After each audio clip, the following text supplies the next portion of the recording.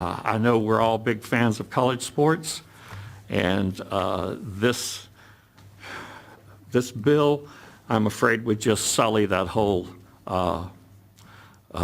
wonderful thing that we enjoy here in North Carolina. So please support the amendment. Thank you. Representative Sane. Mr. Chairman, I just ask that the members vote no. It would, look, it's meant to be a revenue piece. If you take out college sports and the other sports, I think this would, we would fall way short. If you look at the governor's budget, he projected in the first year, I think $85 million that would come into the state. That would severely handicap the intent of the legislation. So I just ask that the committee vote no. Committee. Representative Autry. Mr. Chairman, could I have the ayes and nays on this also, please? Representative Bradford. Yeah, so I want to comment on this amendment. I mean, have you heard of the NIL, name, image, and likeness? We're now paying college players. I mean, at the end of the day, college sports has changed before our eyes. We have football players who are making, well, not just football players. I mean, there's a gymnast at a college who's making a lot of money. And so the point is, college athletes are now able to make money under the NIL.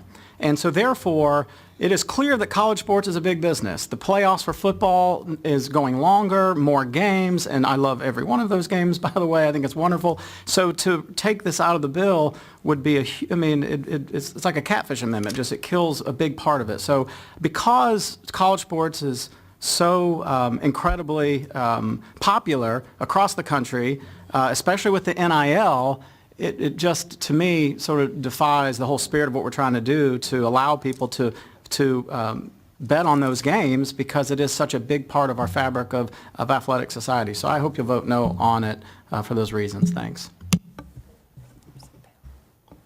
Other members? Representative Bell. Thank you, Mr. Chairman. Just a comment on the amendment.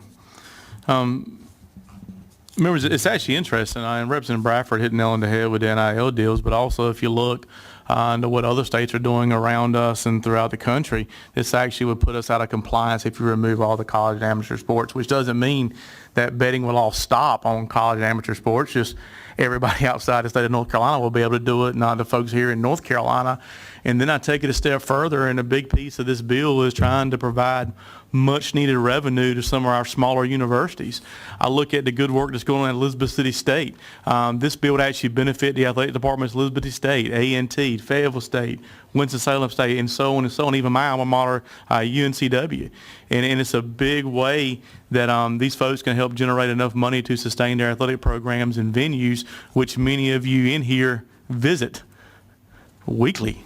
So I would hope that we would shoot down this amendment and move forward on the bill.